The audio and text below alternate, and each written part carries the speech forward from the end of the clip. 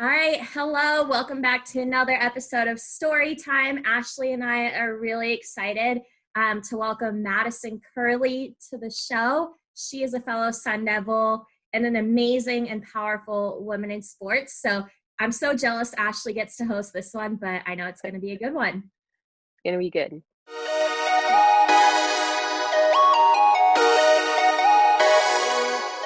Welcome to the show, guys. Thank you so much for joining us today, Madison. It is an honor to have you on the show, and we cannot wait to get to know you a little bit better. Of course, thanks for having me. So, how's your day going? How's Texas? It's actually sunny today. Like the past week, I know I was joking with Courtney on Twitter, like Jose Trevino was like, it's a great day for football. And I'm like, I don't know what you're talking about. It's like I wake up and it's like in the 40s. So it's really not great football weather. But today it's finally sunny. So it's good to see that outside. And you're an Arizona girl. So have you adjusted to the cold at all? Or are you just bracing for impact this winter? Well, it's interesting because like in Arizona, we'll get like maybe a week of cold and like we suffer that week and then it's like gone and we're like, okay, fine, it's on next year. So like having cold in October, I'm like, what? Even one of my friends like I've made here, she's from Chicago and we went out to dinner last night and she was like, I did not move from Chicago for this. Oh, no. But it's definitely like, I keep telling her, I'm like, I need to buy more like fall and winter clothes. Like I have like a small selection, but like I can't rewear them all winter. Yeah, and the hoodie's a good start. Go ahead and I kind of hijacked the beginning of this interview, but tell everyone what the hoodie is. If you don't know, like obviously you haven't been on social media because it's the orange WNBA hoodie that became extremely popular before the WNBA season started. Obviously they sent it out to a bunch of athletes, especially like in the NBA. They all either posted it on social media or were wearing it pregame, like for their like tunnel pics. The first place I saw it actually is the picture that a lot of people have been throwing around of Kobe and Gianna sitting courtside. I think it was at I don't know what game it was at. I think it was an NBA game, but I think so. Yeah.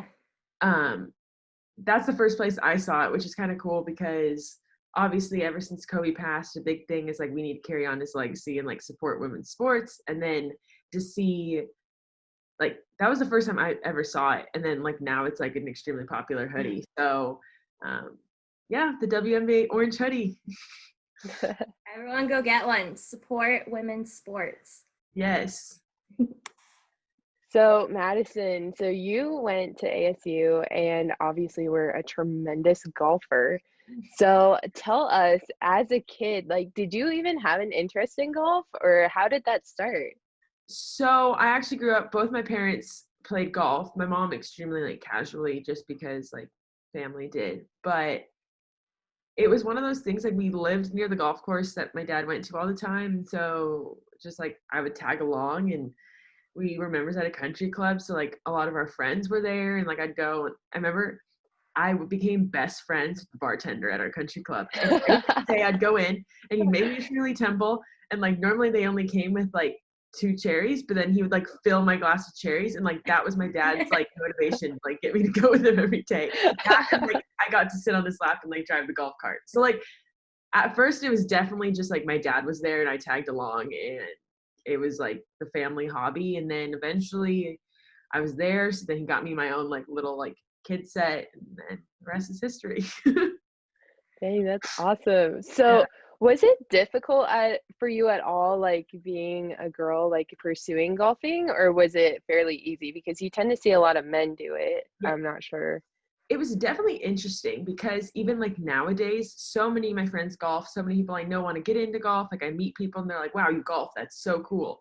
Yeah. I'd say about like 10 years ago or like when I was growing up, like golf wasn't considered this cool sport. So it's almost like not only was it weird to be a girl in golf, like it was embarrassing, like it was almost embarrassing like growing up, like as a kid all my friends were playing volleyball and like all these like, cool sports and I was just like the golfer and like there were a bunch of people who like did think it was cool and like supported me, but like it was like the strangest thing, like when I had to like go out in public and I was like in golf clothes, I was like I look like such a nerd. But it's definitely been cool to see like the trend of like golf like, I don't know. I mean, obviously I'm not a little kid anymore, so like I don't know how golf is viewed back there, but it's definitely become like a cool sport, and like everyone Oh yeah. plays nowadays, and it's become a lot more popular. So growing up, it was tough just because it was not a popular sport, but it's been cool to see that grow. Yeah, that's so cool. Like it definitely is starting to become more of a bigger trend. Like you're Yes. seeing more kids take it on. And I think part of it is people are realizing like it's something that you can do for the rest of your life. So like I know a ton of athletes, like especially when they're getting to my age, where it's like they might play professionally, but who knows how long, or like their careers are Yeah. coming to an end. Like it's something that they can like pick up and like continue to play. So that's always been what my dad has always told me, like you can play golf for like your entire life, but like now seeing it actually like come to fruition and people actually doing Yeah. that is really cool. That's awesome. So I gotta ask though, were you like a professional like mini golfer, or were you like really good at Top Golf? Like Okay, so mini golf, it's not like comparable. Like yes, I have like the technique down, but like all the little like loops and bumps and Yeah. like all that stuff, like people always talk like I'm gonna beat you at mini golf. I'm like, you probably will. It's not the same. Whatever. But Top Golf is a little different. Obviously, the skills come through at Top Golf just because it is like real golf. Yeah. I've definitely had, I haven't gone since I've been in Texas, but back in Arizona, I'd go with some guys and they're like, I'm going to beat you at Top Golf. And I'm like, no, you're not. Like, I don't think you can. And they were like, no, I'm going to beat you. And then we'd go and like first swing, they were like, yeah, no, I'm out. And so like that was always fun. But at the same time, Top Golf is fun because I know a lot of people who tell me like, I want to get into golf, like you need to teach me. A driving range is the perfect place because like you take them on the golf course, like they're not going to be able to like complete a hole, or like the ball's not going to go straight. So like a driving range is where you need to start. And then Top Golf is just such a fun place to do it because it is like a social setting and there's food and all the fun stuff involved. So whenever someone tells me I want to get into golf, like you need to teach me, I'm like, okay, let's go to Top Golf. Love it. You can add the booze in too. It's perfect. Yes. Yeah. The next time you're in Arizona, you're going to have to teach me because my goal when I go to Top Golf is to just hit the ball. I don't care where it goes. We'll have to go. All right. So like you ended up joining ASU. How excited were you to join ASU, like, and be an ASU athlete? Honestly, like when I think about it, like looking back at it, it's all like obviously it happened, but it still like doesn't seem like real in a sense. Both my parents went to ASU. My aunt and uncle went to ASU, so it's like I grew up going to ASU sports. I have pictures of me, like baby pictures at like ASU football games, and I've thrown it around on social media like a million times. But there's a little picture. I was one. My uncle was babysitting me, and you know the little like kid like magnetic like letter board. He has a picture of me standing there holding it, and it says U of A Sting. And I saw you post that. I literally laughed. I loved it so much. It's just so funny because it's like a legit baby picture of me. And like some people are like, wait, is that really you? And I was like, yes. Like my entire family, like I grew up, my grandpa went to U of A. And he's the only person in the family that has like U of A ties. And my cousin and I grew up, like my aunt and uncle taught us like a version of the U of A like fight song that was like instead of like bear down, it was like fall down Arizona, like fall down black and blue. So like we would sing that to my grandpa like growing up. Like I don't even know the real like U of A fight song. And so growing up like that much of an ASU fan and like being a young golfer, like I looked up to the like ASU golf team when I was 12. Like I went to like an overnight golf camp at ASU. And then it's just like kind of crazy, all the pieces too, because she was the assistant at the time, but her first year as a head coach was my freshman year. Her kids went to my grade school. So like I used to see her all the time at like parent pickup.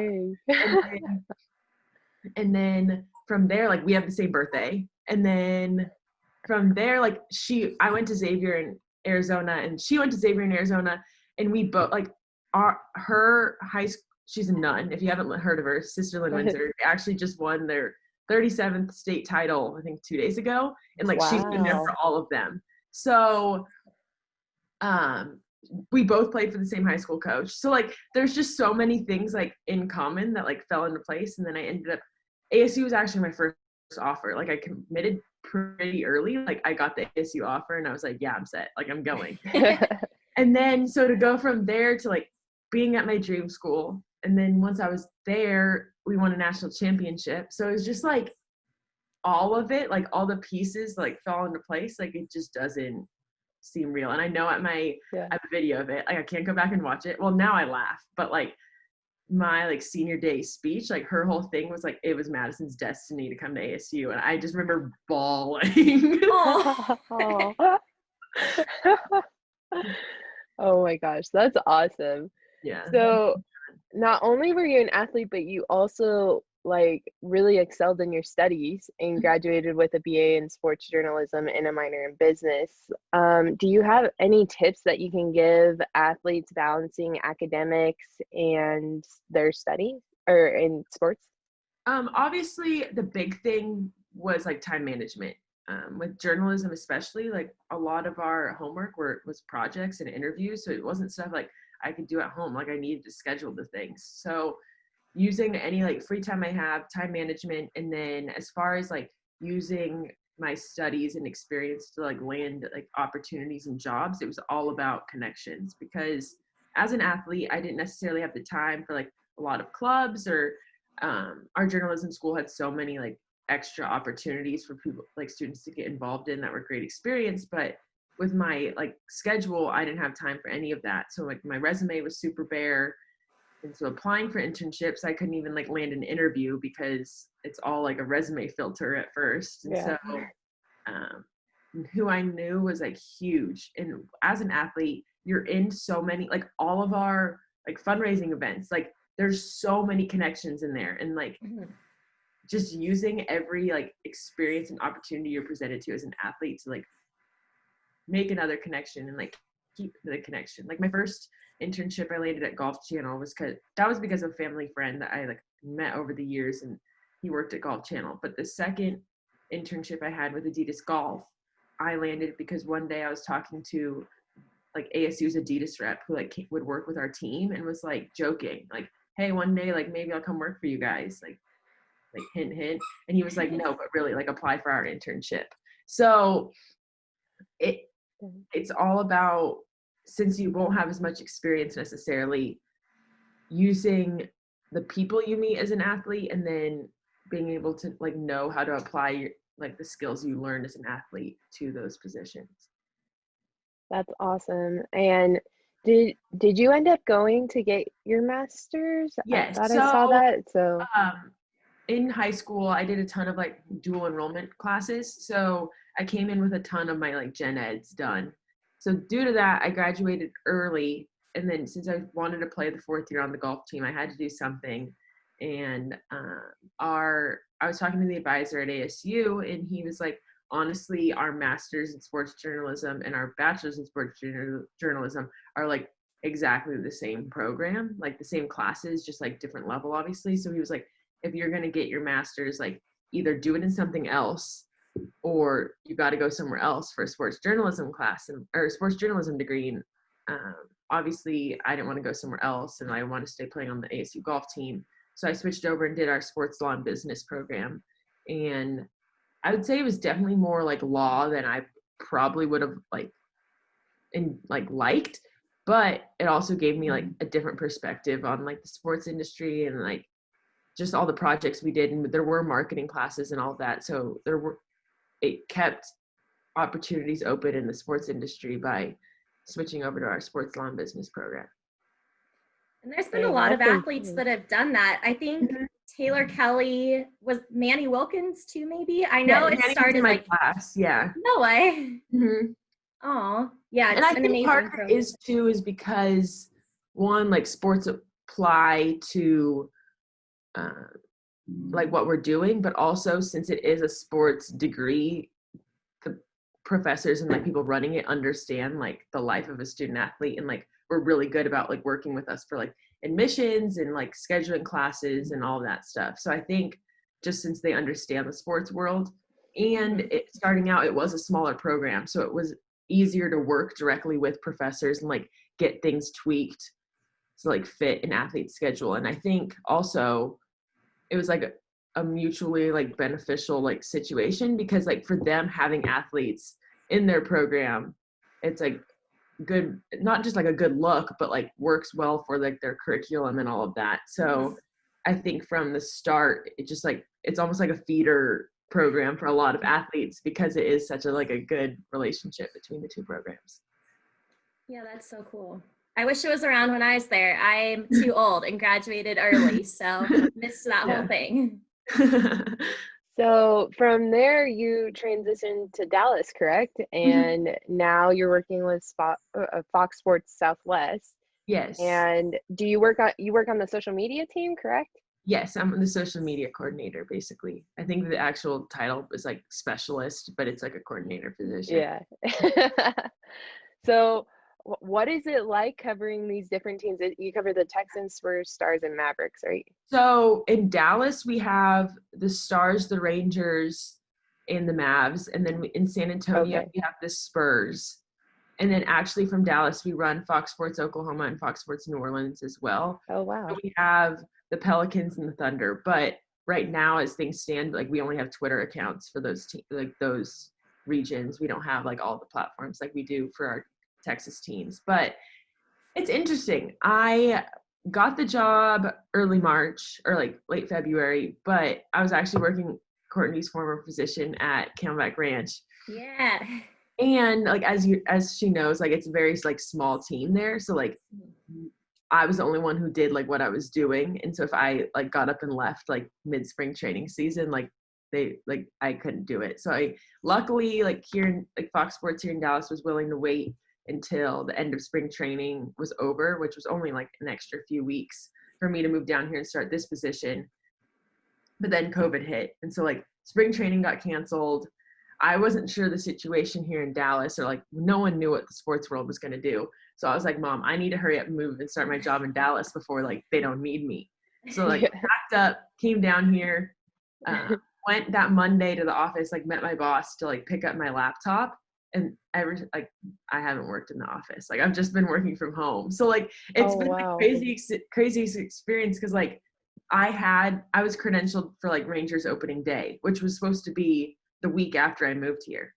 And so like, and then all of that got pushed back, and we're technically not essential. Like, so like even our reporters and like play-by-play guys have been doing it from our studio like remotely. So it's been crazy because I haven't even been able to attend any of our games. I'm like excited to get back to normal, to like get in the building and like get around these people, because like we have a lot of cool like story and content ideas, but without access, it's kind of like, well, we'll just wait until that's possible. I was joking with Erin Hodges, who is the social media coordinator, or I don't know her exact title, but she runs social media for Tampa Bay Rays. She's amazing. She's so good at her job.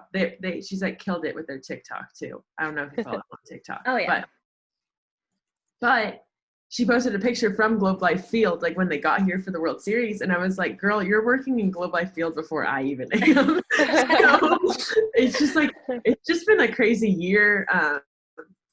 I knew I wanted to work in like social media and sports, and like I had some experience in it, but not necessarily as much as like I would have liked. So I was just like thankful to land opportunity in social media and sports, and like obviously throughout the year keep the job. So like while circumstances haven't been ideal and it's all gonna get better, I'm just like thankful to be in the position I am. So making the best of it. And I have to ask, because like you said, we both had the same job at Camelback Ranch. I was a few years before you. But for me, I'm also an Arizona girl, and I grew up hating the Dodgers. Like I almost 100%. Yeah, like I almost didn't take the like job. I didn't grow up like hating Kobe. Like it wasn't a hate. It was like a, why are you so damn good? Like against the Suns. Like he was never my favorite player because he would destroy the Suns. So I could never root for him. But like I always had this like respect for his greatness. So yeah, I'm with you. I've always been like BLA everything. Yeah, so I have to ask, because people always ask me, I'll wear a Dodger cap, and they're like, how can you even like the Dodgers? And I was like, I came in hating them, but working with them, they were the most chill, awesome group of players, coaches I've ever worked with. So Did you kind of have the same experience, or has the team changed? Yeah. So this year, especially with the players and like the personality that they have, the White Sox were definitely the more like fun. Well, I wouldn't say necessarily more fun side, because obviously the Dodgers just like got like Mookie and they have Cody Bellinger and all that. So like they were fun too. But I think it was just because the White Sox side, there's way less fans on that side and all that. It was way more chill. And like I was able to get more like personal connection and like around the players.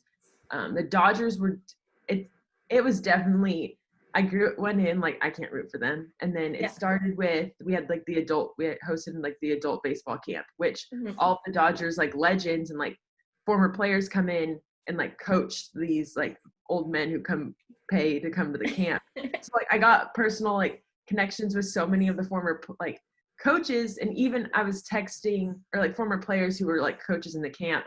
I was texting my boss after the win, and they panned to the dugout, which was like the manager and all the coaches celebrating. And I was like, that was the moment that I was like, okay, I kind of have to be happy for them. Because I was like, those were the guys that I had like, I literally spent a week with like 24, we were there at like 7 a.m. and left at like 7 p.m. So like I was with these guys for like a week, and like the coaches were so cool. Like, yes, the players were really like cool to be around, and